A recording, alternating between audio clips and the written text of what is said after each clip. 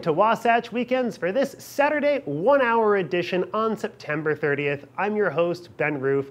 On today's show, we've got Nuzzles Co stopping by with their adorable adoptable friend of the week. Bill Humbert, the recruiter guy, has got a little bit of a career advice for us. We're also speaking with a major musician who's gone all sorts of viral on social media recently. We've also got a local artist spotlight and, of course, a small town story from the Park City Chamber of Commerce. But first, a quick local announcement. The Scarecrow Festival is happening today at the McPullen Farm. That's going to be from 2 to 4 p.m., where you are encouraged to bring everything you might need, including clothing, a hat, some props, and scissors to help build your scarecrow. The city will be providing a stand and all of the straw stuffing you might need, in addition to a nameplate for your scarecrow to be placed along the trail at the place of your choosing. There are 2 ticket prices at this event. The first is going to be for just making a scarecrow. That's going to include your stand, your stuffing, and all of the display items you might need to put that scarecrow together. And that's going to be a $20 price. If you're looking for a little bit more fun out there, you'll get everything included in that $20 package for the scarecrow building, including some pumpkin carving, some hot apple cider, and a bunch of other wonderful fall activities for an additional $20 for a total of $40. That's going to be at the McPullen Farm today from 2 to 4 p.m. But now, let's take a quick look at the weather before we head out to the McPullen Farm. This weather report is brought to you by Sun and Ski Sports, your new mountain sports headquarters.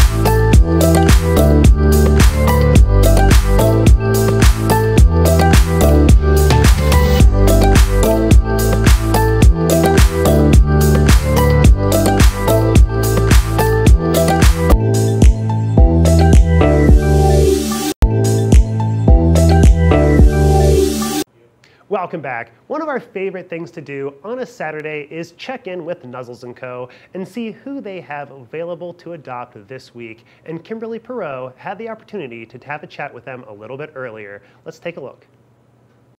Welcome back. Now, this is one of my favorite recurring interviews because we have Nuzzles and Company here joining us today. They've got a gorgeous little pup that I cannot wait to see.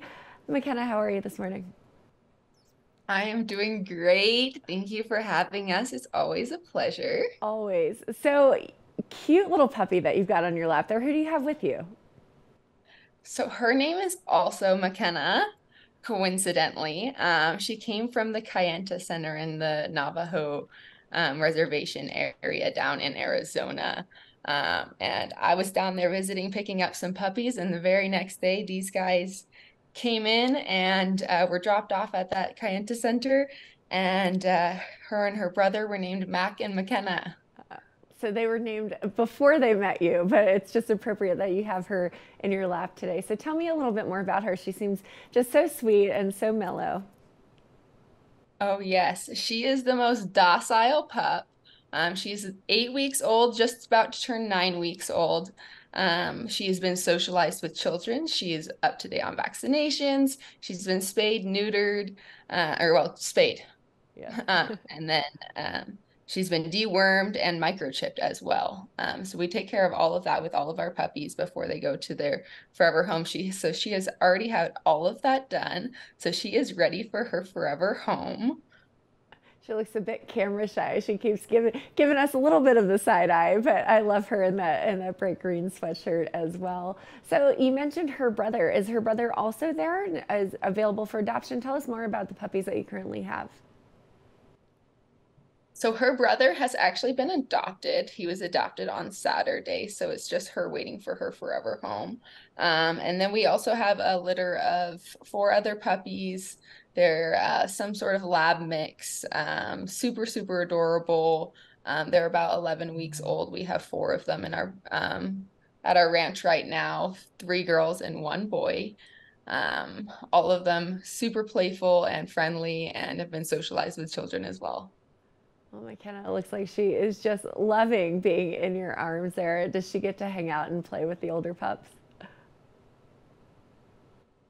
Every so often we'll let them interact, but because she's so young, we do try to keep their immune systems strong and healthy, so we keep them a little bit separate just while she's so young. And she hasn't been able to get all of her vaccinations yet until she's just a little bit older. But yeah, she's like starting to fall asleep in my arms. She's just a big, big cuddle bug. Oh, I mean, who doesn't want to adopt her? She's just looks like she's ready for that nap time and just wants to snuggle up next to you. McKenna, where can we go for more information to learn about McKenna and the other puppies that you have? So you guys can go over to our website, nuzzlesco.org.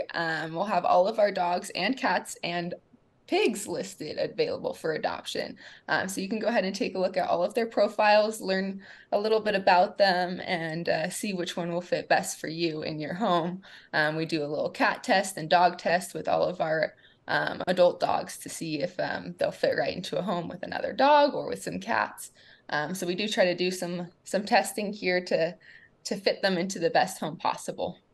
You mentioned pigs, so you have pigs available for adoption too. Tell us more about that. Yes, so we have Kevin and Amy, and they are both available for adoption. We might be getting some more pigs in. I heard a rumor, so might even have some more pigs here in our possession here soon. But they are super adorable. Big pigs, like 300-pound pigs. I don't even know if I've seen pigs this big, but like they are super friendly. You can go up and pet them. Yeah, so we are a farm rescue as well. And we used to have llamas, but they were adopted. So we just have pigs. I love that you're more than just kittens and puppies and adult dogs and cats, that you've got farm rescue and that you just help rehome those cute little animals there. So again, tell us one more time where to go on the website and more information. So you can go to nuzzlesco.org, and that's where you'll find all of our information. You can also follow us on Facebook or Instagram. We do daily updates with puppies and things that we're doing around town, and events as well. Now I realize she's wearing a froggy sweatshirt. Oh my goodness, you've got pictures posted of McKenna on the website. I'm sure she's going to be adopted after people watch this interview. Thank you so much, McKenna, for coming on and showcasing those gorgeous little animals that you guys care for and love and provide to their next homes. We appreciate it. Well, thank you so much for having us, and we wish you a very merry rest of your weekend. Same to you. Now stay tuned. We have a few more things here on this next episode. We'll be right back after this.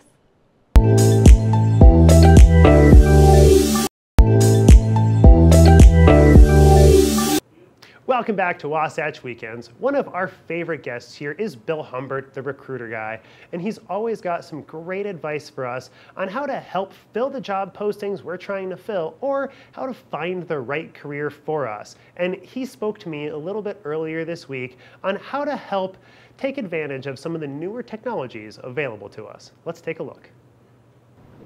Welcome back to the show. We are now joined by Bill Humbert, the recruiter guy, to give us a little bit of information on how to kind of navigate the difficulties of submitting job applications over the internet. Welcome to the show, Bill.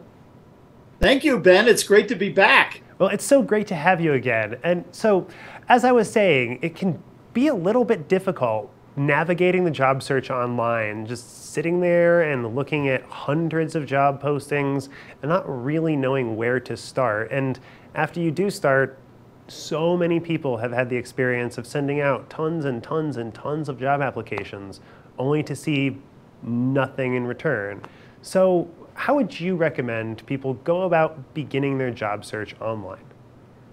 Well, Ben, you know, I took this photo of the penguins down in Simonstown, South Africa in July, and it immediately made me think of all of the candidates who are kind of like in that group of penguins, and they're just so frustrated because they're sending resume after resume after resume after resume, and never hearing back from the company. And then there was this one penguin that said, I've had enough. I'm out of here. And he started waddling away from the group and to do things differently.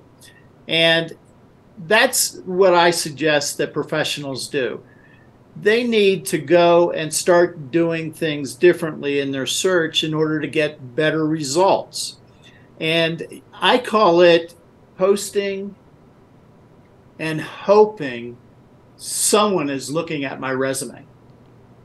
And so that's, be the successful person who networks their way to a new position. Well, and I gotta say that's largely been my experience in the job search as well, that I've submitted hundreds of applications online, and occasionally I'll get an email response back, but I've almost never gotten an interview from an online job application. But pretty much every job I've ever had has been through some personal connection, whether it's been a friend, an old roommate, or maybe even an old coworker that I've been able to rely on to, figure out where people are hiring a little bit more and get my foot right in the door there with that little bit of a personal connection. And I imagine that's what you're talking about when you're talking about networking. Absolutely. That personal connection can make all of the difference in the world in your career search. What if we're really struggling with that? Like whether it's just our social network just doesn't quite have the right connections, or if I'm trying to get into a new market or a new career that I don't necessarily have a whole lot of connections in that industry, how would you recommend that people begin their networking journey? Well, you've probably heard of the 6 degrees of separation, so that I can reach anybody in the United States and probably anybody in the world. I don't really have that reach, but within the United States, I can meet anybody within 6 different phone calls. And that's how you increase your network, and that's how you go finding a job either in another industry, another area, or even within your own area. Awesome. So just reaching out, trying to make that first phone call to get that introduction, get that foot in the door just a little bit. Like, how do you tend to go find that information? Do you take advantage of just Google searching, or are you doing something a little bit more in detail, like going through LinkedIn or combing through a company directory?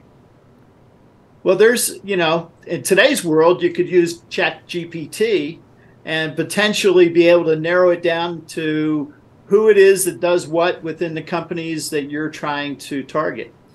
In addition to that, though, there's always LinkedIn. It's important for everybody. And I'm not just talking anybody, I'm talking everybody. It's important for everybody to have 501 connections on LinkedIn. And what that does is it gives you gives everybody the notification you have 500 plus connections. And the other advantage is it gives you a whole group of second and third level connections that you wouldn't have had otherwise. So really just taking advantage of that social media, and specifically LinkedIn, the professionals' social media, to really kind of take advantage of that 6 degrees. That's correct. The other way is, too often people forget about neighbors, forget about family. Each one of those people knows another 250 to 500 people. And many times when I've coached people who are looking for a new job, I coached them to do that, and they came back to me and they say to me, "You're not going to believe what happened." And I went, "What?" "My family, my brother said, I didn't know you were looking for a job. I know exactly the person you need to talk to." Exactly, like taking advantage of that network there. But let me ask you this. If we're not really looking for a job at this specific moment, but we never know when that moment might arise, how would you recommend that we build and maintain that network during our careers so that we do have people to rely on in times of need? Because I would imagine that starting networking right when you're looking for a job is probably not the best time to get started. Exactly. Well, starting networking is something that you can always do, and I agree with you. It's better to keep your network warm and, call them up. Hey, just touching base, see how things are going with you. Is there anything I can do for you? And if you're offering to do something for someone else, what are they going to be more willing to do for you? And really help build that reciprocal relationship in your network so that people are coming to you for help too. And that way, it's not just a taking relationship, it's something that you're providing value to as well. Which that's right. I would imagine when it comes down to finding a job, having that track record of providing value is a big deal. It is a big deal. As a recruiter, I call myself a connector. And I've known people, have come to me, don't pay for my coaching, but they've asked me, who do I know? And I'm happy to tell them, well, maybe you should call so-and-so, here's their phone number. Or if you like, I'll do a personal introduction on email and introduce the two of you and give the contact information for both of you. So it's really important to do that because then people become much more comfortable with you as a connection. The other thing to be considering, though, you don't just stop at that first level or that first degree. You ask them at the end of your conversation, who else do you feel I should speak with next? You don't ask them to think about it, because I'll guarantee you what will happen is they'll think about it for about 3 weeks and then forget all about it. But if you ask them who they feel that you should speak with next, the knee jerk is going to be the person that you probably need to speak with. That totally makes sense. Now, you're not recommending that we just go and start cold calling people at businesses that we would like to work at, though, right? You're trying to recommend a little bit more of a subtle and a more endearing method, if you will. Well, I would say there is a time and a place for cold calling. And if you're in sales, you better be comfortable cold calling. And that's the time to call them. If you can get, and it's easy enough to find out who the VP of sales is at a company. And you call them up and say, hey, I know that you're always in the market for a good sales professional. I'm that person. When can we talk? Awesome. Well, it sounds like a great way to get started on that job search is just reaching out to the people that are working at the places that you want to work in and just start that conversation, get that ball rolling, and that way get your name in the door, your foot in the door, your face in the door, and get that job. Well, Bill Humbert. One more thing. Definitely.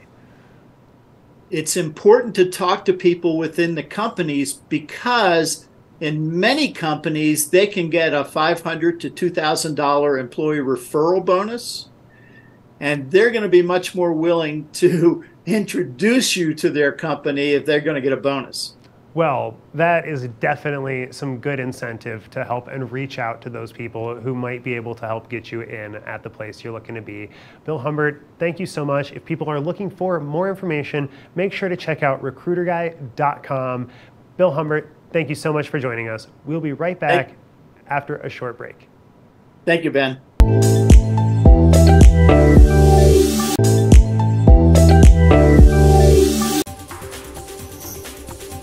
This weather report is brought to you by Sun and Ski Sports, your new mountain sports headquarters.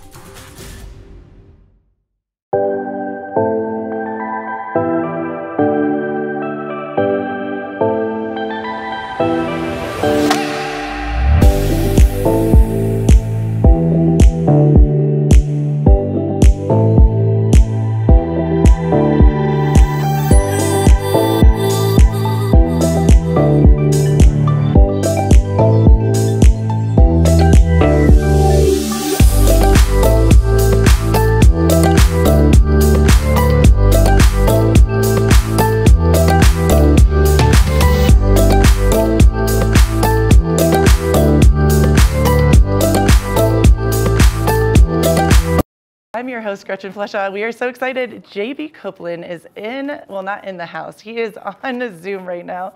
And we're so excited to have you this morning from Texas. Is that correct, JB? Yes, I'm from Texas, but I know a couple people that live in Vail. Oh, you do? Yes, Chris and Tammy Ramsey. I just wanted to say what's up. Oh, I love that. I love this so I'm much. in Texas, though. That is so cool. And JB, I found you obviously on Instagram, which is such an outlet for so many positive and beautiful things. And you, I would dare say, you're the motivational creator, content creator on Instagram. How did this all start? How did you get into this whole world? Yeah, for me, I walked through some hard times in my life, like we all do. Yeah. Dealt with drug addiction, played college football, dealt with drug addiction, had to go to rehab. Right on. And through that time, it was actually over a year ago, man, I just reconnected with myself and found me, and awesome. Which was a really hard thing. And so I just think that anyone can do that, and you can, have a life that you've always wanted. I love this so much. And thank you for being so honest and open with us, because I honestly, I went through a domestic violence situation, and it's something that was really hard for me to speak of or about for almost a year, and just starting to really own my truth and be able to speak up and reach out to other people. And I know you're truly, that's why I was so drawn to you and Instagram and, meeting you now virtually, because I think it's such a powerful thing that you're doing this, yes, for yourself, but to truly help others and show other people that this is real life, and it's not easy, and it's messy, and you're showing that you're, that you can be a success story. So thank you so much for being so real with us. We really appreciate it. No problem. Yeah. So, okay, I know that I'm a little hyped up, that singing, and it was a lot and amazing, but I wanted to ask you a couple of questions, like, how did you get you're killing it, you're slaying it on Instagram. How did you get so connected and into doing that? And how did you think to inspire others that way? Because you're amazing. I've shared you multiple times on my Instagram. I go daily to see your content. How did you get into all of that? Yeah, I think for me, I just wanted to share my story at first. And then I realized that a lot of people were either in my position or, they were dealing with something that I had dealt with, or something that looked like what I had dealt with. And so I realized, dang, I thought I was alone in this. I thought I was, the only guy going through what I was going through. Right. That's what happens, is you feel like you're alone in your struggles. And so I wanted to just make a place where people could know, hey, this is a place where you can be honest, get real, get vulnerable, you're safe. Right. And that we're not going to stay in this, though. There's healing for you, and there's restoration for you. And I think that just comes through, a huge part of that is through community and knowing that we're in this together. Oh my gosh, like we just sang about, how perfect. Yeah, we're in this I together. love this, bringing it all together. Yep. And so I think that's the secret, is that if we can be vulnerable with each other, and if I can be that for people and show them, that, it might suck right now, but it's going to be okay. It's like, you have hope. There's good things that are coming for you, then we can all go through this together, and we can all get better, and we can live a happy life. I love that. JB, I know obviously you went through rehab, and that's it's a big step. It's a hard leap, and I'm so grateful and thankful you're here and you're able to share with us, and, meaning here on this earth and also here on Good Morning Bill. What else has been a huge part of your healing process? Because I know for me, it was kind of going and talking to someone and getting that help I needed, but then the next moment of being there and being like, oh, okay, what's next? Through music and through speaking and reaching out to people, what was kind of your healing process like? So my healing process, obviously, like I said, was going to rehab. Right. But when I was there at the very end of it, the thing that really changed me was we had a psychotherapist come in, psychodrama. And at the very end of it, it was like a 2-day process, but at the very end of it, we did inner child healing. Okay, JB, I have to, sorry, cut you off. This is so serendipitous. The next person that's coming in is literally doing that. I'm not joking. She is, this is what she does for a living. So we're going to be doing this on the, yeah, so yeah, keep on going. But I had to tell you, very, very like, yeah, meant to be.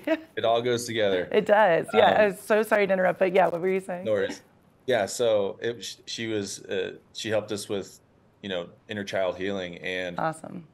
I had this moment with little me, and I realized I had buried little me a long time ago, and it was out of a place of trying to keep him protected. And I just told him, hey, listen, you're back in control. You can laugh at what you want to laugh at. You have permission to be you.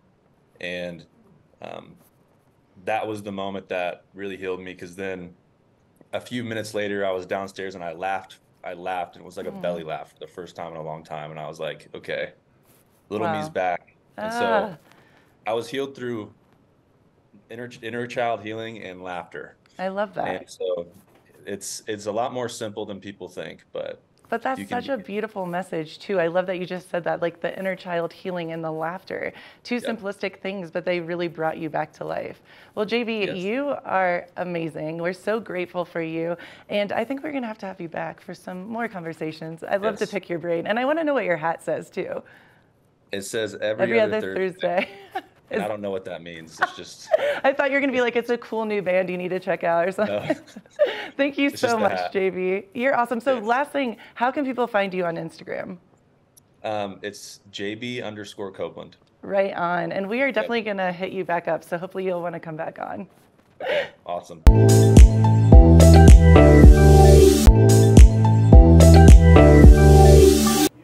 Welcome back. One of the great things about the Park City Chamber of Commerce is the Small Town Stories programs that they've been putting together, taking us out into the community and helping us get to know some of our local businesses. And they recently spoke to Rebecca's Kitchen. Let's see how that went.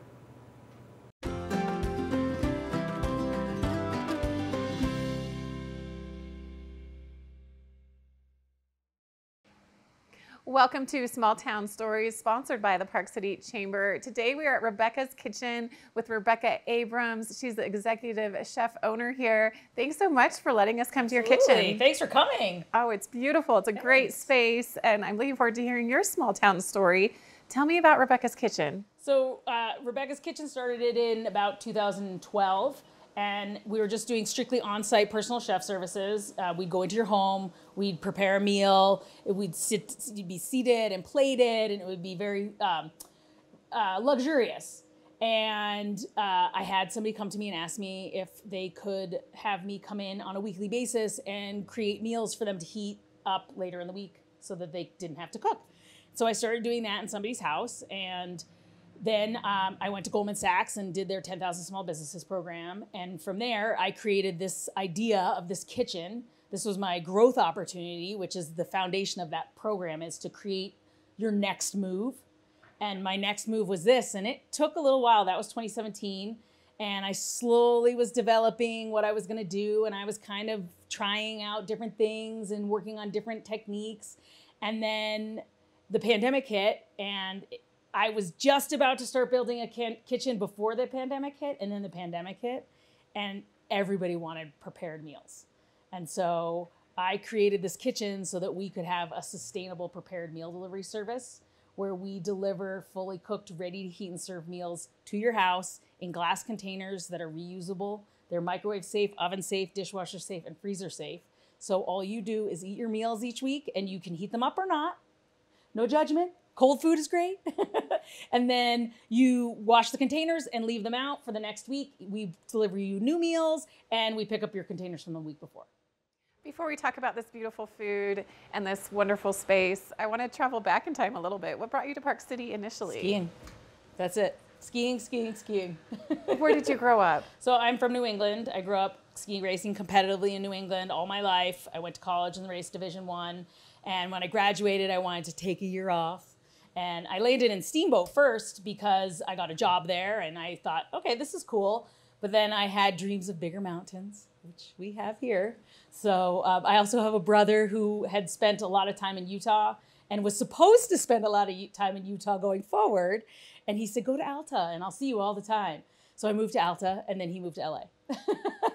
And you're here. And now I'm here. You know, after a couple of years in Alta, I went to work for a family privately as their private chef full-time, lived with them. And it was supposed to be temporary. And when the year was up and I was ready to move back here, I wanted a community and a town. I wanted to go to the post office and see people I knew. And Alta doesn't have that as much as I love it there. And Salt Lake's too big. I'm not a city girl. So I ended up in Park City. I had been up here, you know, back and forth when I lived in Alta and knew what Park City had to offer. And so I said, this is it. I'm going there. And here I am. And here you are. So cooking and skiing, becoming a chef, that was all the long-term plan from when you were small? No. No. It wasn't the long-term plan at all. I started working in restaurants just to, you know, make my way. It was a high school job. I liked cooking, but my true passion was arts. And I had a jewelry business here in town for almost 10 years. But when the recession hit in 2008 and the metal market went through the roof, it really changed the way I was doing business. And fast fashion, I couldn't keep up. So I said, okay, well, we're gonna quietly shut this down. I still make jewelry and it's still my passion and it's still a hobby, but now I do it because I love it, not because I have to make money at it. This kind of grew out of that, knowing I had to go back to cooking in some manner because I knew that it was something that was sustainable for me and my family. And something you enjoy? Exactly. I'm so lucky to enjoy my job. So I've heard about the Goldman Sachs program, but I've never met anyone that has benefited from it. Tell me a little more about it. Well, Park City is a huge part of the Goldman Sachs program in Salt Lake. They really love the businesses up here because there are so many small businesses. You have to be a small business. I think it's less than 50 employees, but they really like that, 5 to 15 employees. That's where they want you to come from. And it's a free program. It's completely paid for by Goldman Sachs. It's a 4-month intensive study on your business. So they open up your books, they open up all of your business and look at it and then help you learn how to look at it, understand it, analyze it, see what your next move is, and create this growth opportunity, which for me was this prepared meal delivery service. So tell me about your business model now and how you're serving all of these great meals, delivering them to individuals and families here in Park City. Sure. So we have 2 types of services. We have our personal chef services still, where we come into your home and we create a very hands-on meal where we're prepping everything here, but we're cooking everything on site.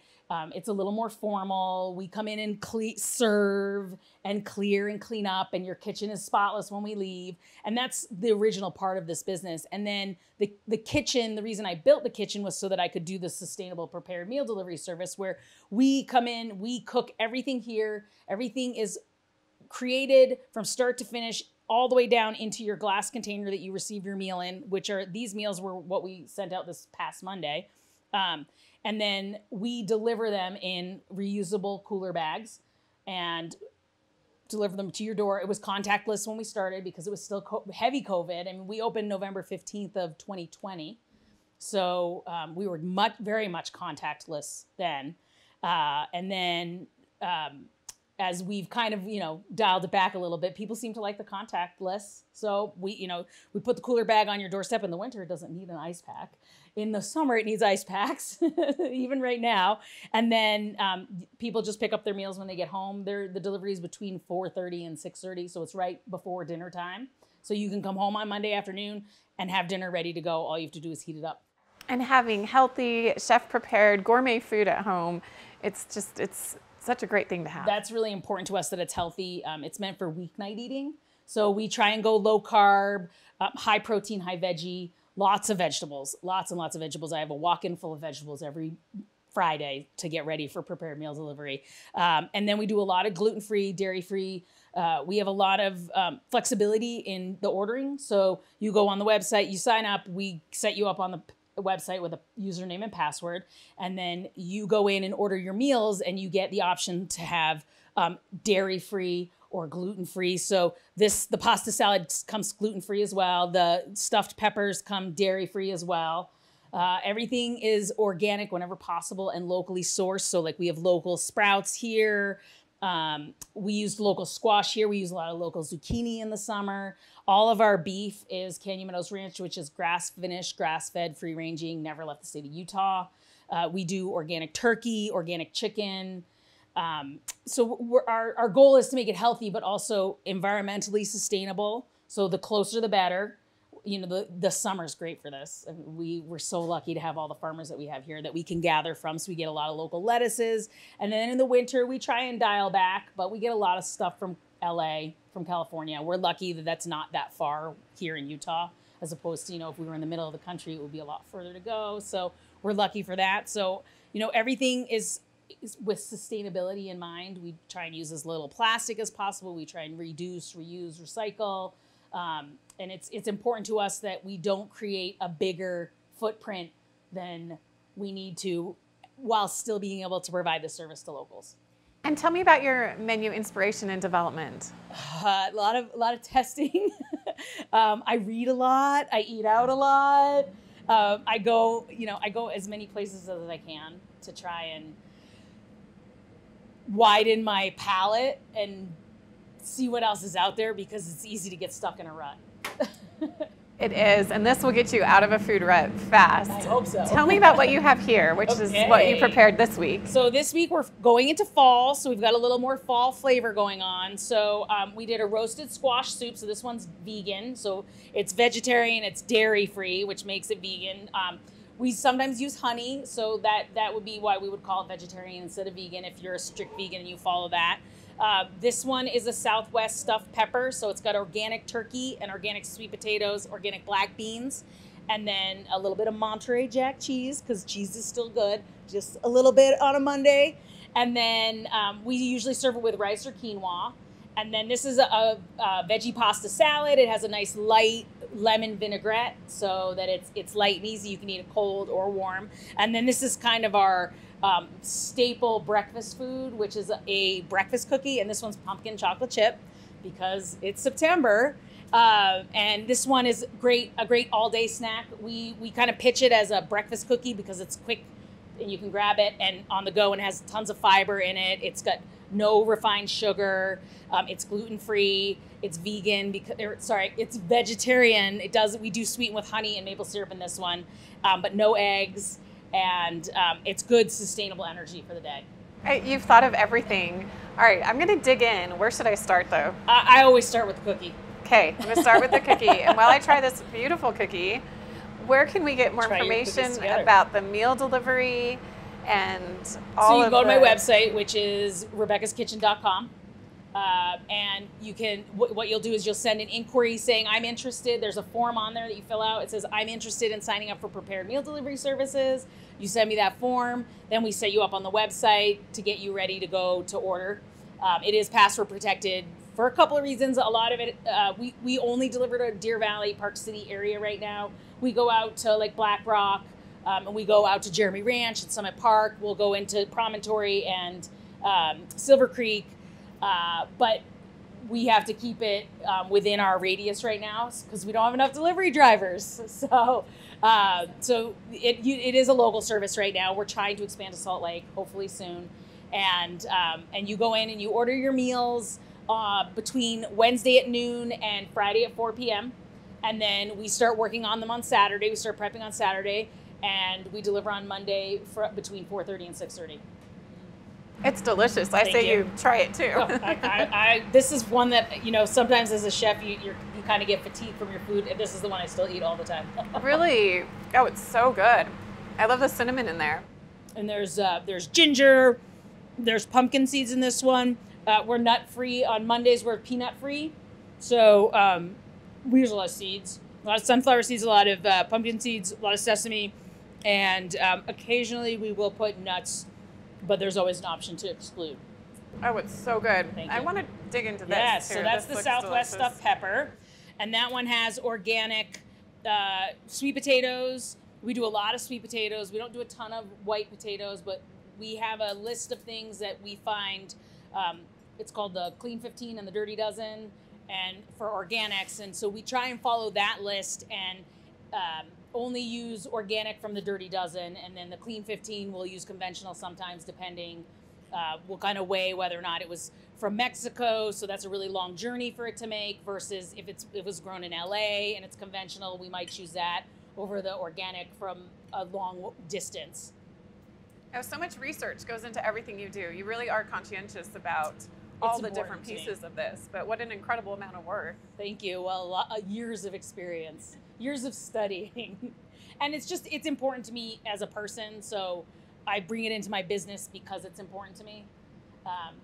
And that's just kind of natural, and I've been studying it for so long because it's always been important to me. So I did start out as an environmental studies major. Oh, wow, you can see that coming into play here. And that's a little delicious. bit. Thank All you. This is so good. I'm excited to eat, to dig in even more. Yeah, we'll have to sit down and have a meal now. But I always like to end these knowing, what is your favorite thing about Park City, living here, having a business here? I like the community. I like that I can go to the post office and I always see somebody I know. That's community to me. I like, when I'm in Whole Foods, where I'm a lot, I run into people all the time. Oh my gosh, I only see you here, Rebecca. You're always at Whole Foods. It's so funny because that's like my second home now.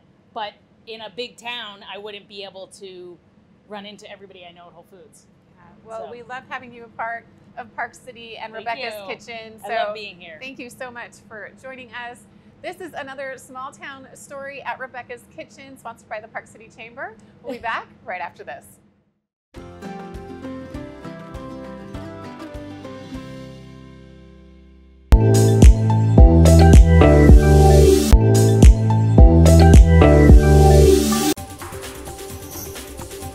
This weather report is brought to you by Sun and Ski Sports, your new mountain sports headquarters.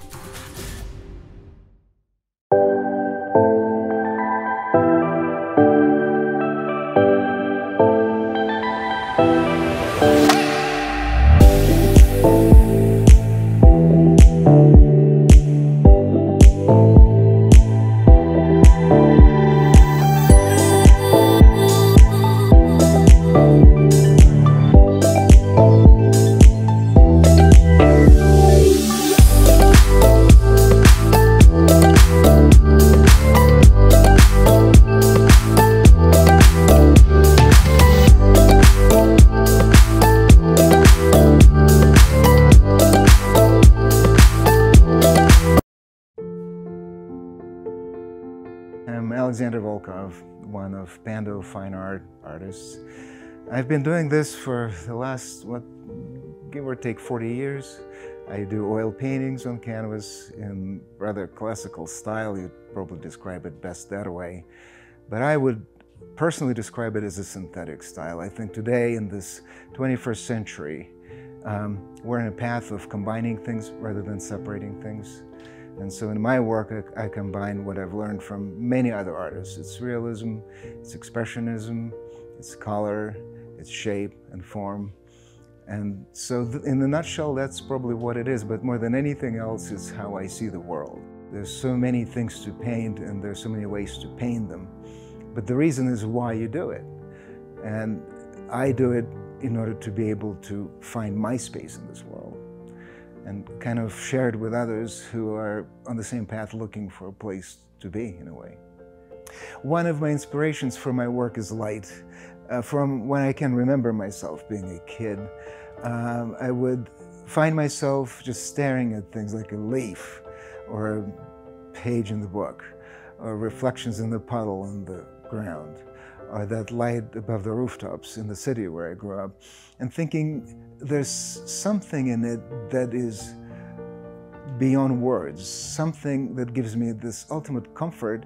I have to say that growing up, what was at the time the Soviet Union, was not an easy experience on anyone, especially a little kid like me.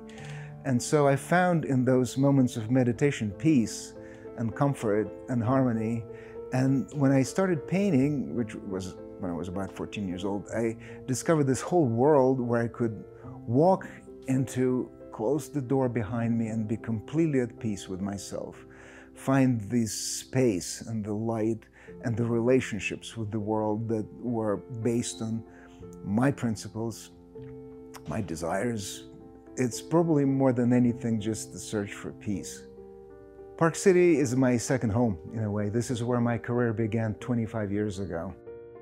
This is when I first painted this barn right here. This is the McPaulin barn that everybody knows so well.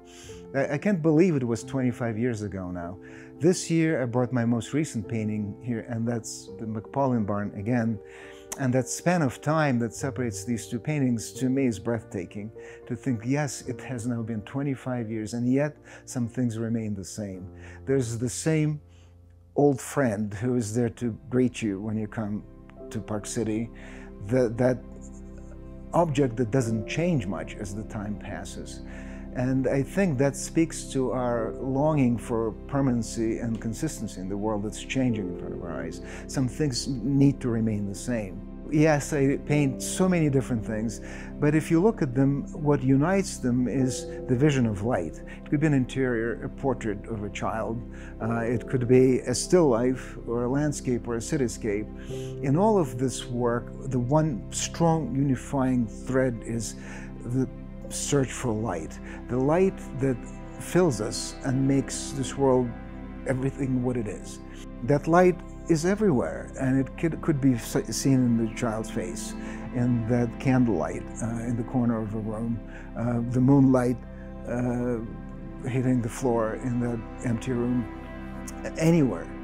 And in that sense, rather than narrowing that search for me, I broaden it to as wide a space as I can possibly create. And it's everything.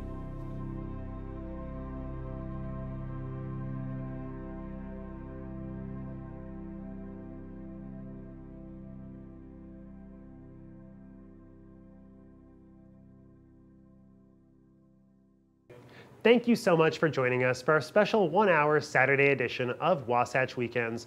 Don't forget to catch us tomorrow, where I'll be talking to a fitness influencer about her new app, and we'll also be talking to the journalist behind a new docuseries called Escaping the Twin Flame. Until then, I'm your host, Ben Roof, and this is Wasatch Weekends. I'll see you tomorrow.